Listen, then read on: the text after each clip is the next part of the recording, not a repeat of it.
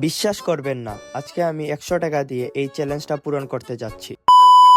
Hello guys, আশা করি সবাই ভালো আছেন। আমি আছি আপনার লগে দীপ। আজকে আমি 100 টাকা দিয়ে সারাদিনও খাওয়ার চ্যালেঞ্জ নিলাম। দেখি শেষ পর্যন্ত পারি কিনা। চ্যালেঞ্জটা শুরু করলাম 1 কাপ চা আর একটি বিস্কুট নিয়ে। মোট খরচ পড়েছিল 20 টাকা। 1 কাপ চা আর একটি বিস্কুট খেয়ে মনে হচ্ছে পেট না মনটা ভরছে। তারপর খেলাম চানা খিচুড়ি, দাম পড়েছিল 30 টাকা। সত্যি বলতে এটা একদম ভ্যালু ফর মানি। 100 টাকার চ্যালেঞ্জে এটা আমাকে টিকিয়ে রেখেছে। গরমে অবস্থা খারাপ, তাই খেয়েছিলাম একটি ঠান্ডা, যেটার দাম পড়েছিল মাত্র 25 টাকা। এখন হিসাব করলে 100 টাকার মধ্যে আমার কাছে বাকি রয়েছে মাত্র 25 টাকা।